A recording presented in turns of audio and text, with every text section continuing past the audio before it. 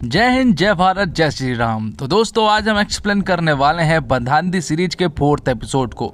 बाकी के एपिसोड भी मैंने चैनल पर अपलोड कर दिए हैं, जिन्हें भी आप आसानी से देख सकते हैं। तो वीडियो शुरू करते हैं।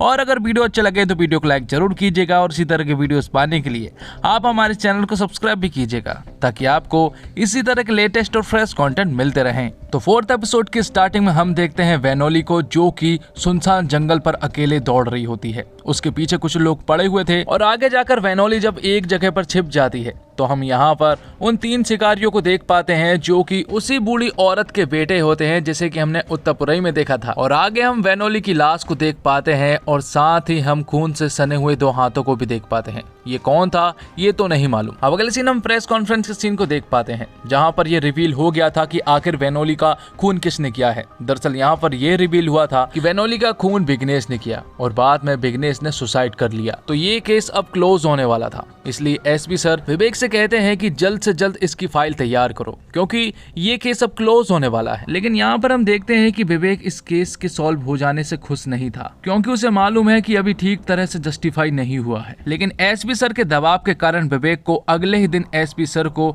फाइल देनी पड़ती है। लेकिन अभी भी विवेक सेटिस्फाइड नहीं हुआ था, क्योंकि वैनोली का असली खूनी कौन है उसे ये जानना ही था। ये बात वो एसपी सर से भी कहता है, लेकिन एसपी सर उसे दूसरी केस पर ध्यान देने को कहते हैं और साथ में 3 दिन की छुट्टी भी देते हैं। जिसके अगले सीन में हम देखते हैं कि एलेक्स और विवेक सर जब साथ में बैठे हुए थे तो यहाँ पर एलेक्स उनसे कहता है कि उसकी जॉब लग गई है और उसे शहर से बाहर जाना पड़ेगा।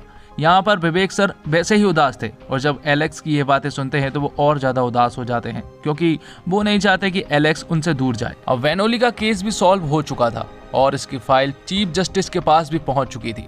जब ये फाइल वो देखते हैं तो उन्हें भी ये मालूम चल जाता है कि कहीं न कहीं वैनोली को जस्टिस नहीं मिला है। लेकिन 10 दिन के अंदर उनका रिटायरमेंट होना था, इसलिए वो कुछ नहीं कर पाते। अब जब विवेक सर अपने घर पर होते हैं तो उनके पास डॉक्टर पॉलराज का कॉल आता है और वो उनसे कहते हैं कि विघ्नेश की पोस्टमार्टम रिपोर्ट उसके सामने पड़ी हुई है। वो उन्हें बताते हैं कि विघ्नेश ने बहुत ज्यादा मात्रा में शराब पी हुई थी, 10%, और अगर वो पी लेता तो उसे सुसाइड करने की जरूरत भी नहीं पड़ती और वो वैसे ही मारा जाता। साथ ही डॉक्टर पॉलराज विवेक सर से कहते हैं कि अगर विघ्नेश नहीं मारा जाता तो ये केस सॉल्व नहीं हो पाता, क्योंकि अगर विघ्नेश जिंदा होता तो वो ये कभी कबूल नहीं करता कि वैनोली को उसी ने मारा है। ये बात कहीं ना कहीं विवेक सर को भी मालूम है, इसलिए वो अगले ही दिन एलेक्स से मिलने के लिए जाते हैं और वो उससे कहते हैं कि वैनोली को विघ्नेश ने नहीं मारा है, क्योंकि उनके पास कुछ सबूत थे। और यहाँ पर वो अपने मोबाइल में विघ्नेश का एक सुसाइड लेटर उसे बताते हैं और जब एलेक्स उसे पढ़ता है तो उसे पता चलता है कि विघ्नेश ने सचमुच ही वैनोली को नहीं मारा था, क्योंकि उस लेटर में लिखा था कि वो वैनोली से बहुत प्यार करता है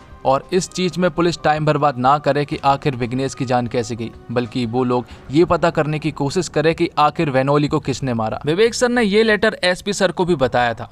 एसपी सर ने इस लेटर को पूरा पढ़ा था, लेकिन एसपी सर नहीं चाहते हैं कि ये केस दोबारा रीओपन हो, इसलिए एसपी सर उस रिपोर्ट को जलाकर राख कर देते हैं। विवेक यहाँ पर एसपी सर से कहता है कि उन्हें ये केस रीओपन करना चाहिए, क्योंकि वैनोली को अभी भी जस्टिस नहीं मिला है और उन्हें ये पता करना ही होगा कि आखिर वैनोली को किसने मारा।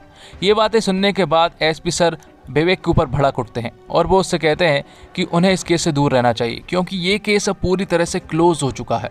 और अगले सीन में हम देखते हैं कि जब विवेक सर उदास बैठे हुए थे तब यहाँ पर एलेक्स आता है और वो उनसे कहता है कि वो शहर जॉब पर नहीं जा रहा है, क्योंकि उसे ये काम करना अच्छा लगता है। और उसकी ये बातें सुनने के बाद विवेक सर खुश हो जाते हैं और तुरंत ही वैनोली के केस में लग जाते हैं। और रीओपन करने के बाद सबसे पहले वो जॉन्स को बुलाते हैं और जॉन्स उन्हें यहाँ पर एक फ्लैशबैक की स्टोरी सुनाता है। वो बताता है कि वो रिसेप्शन पर काम किया करता था, जिसमें रजिस्टर मेंटेन करना और फोन कॉल्स को चेक करना। लेकिन कभी कभी यहाँ पर वैनोली आ जाया करती थी और अपनी माँ से और विघ्नेश से छिपकर वो घंटों किसी से बात किया करती थी और यहाँ पर जॉन्स उसकी रखवाली किया करता था।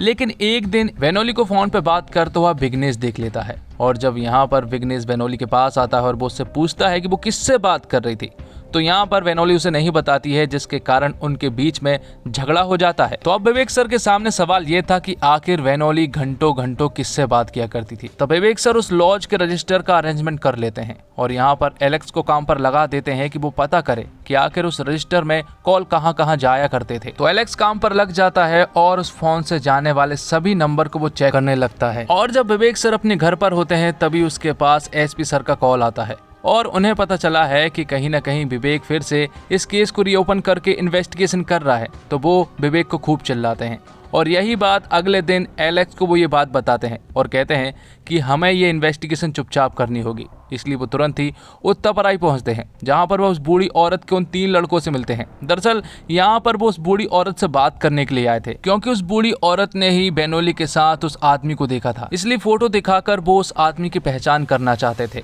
लेकिन यहाँ पर उस बूढ़ी औरत के वो 3 शिकारी बेटे उनसे ठीक ढंग से बात नहीं करते, इसलिए विवेक को ना चाहे तो वह भी यहाँ से जाना पड़ता है। और उनके जाते ही वो तीनों आपस में झगड़ने लगते हैं, क्योंकि उनमें से एक भाई ने उनकी माँ को गाली दे दी थी। और जब वो झगड़ रहे थे तभी उनकी माँ उन्हें बचाने के लिए आगे आती है। लेकिन जैसे ही वो आगे आती है कि यहाँ पर एक धक्का लगने की वजह से वो नीचे गिर जाती है और ये सीन यहीं पर कट होता है। अब अगले सीन में हम देखते हैं कि बेनोली का जब मर्डर हुआ था उसी दिन वो तैयार होकर कहीं पर जा रही थी, और जब वो कहीं पर जा रही थी तभी रिसेप्शन पर एक फ़ोन कॉल आती है, और वो फ़ोन कॉल दरअसल में केएल सेबेस्टियन का होता है।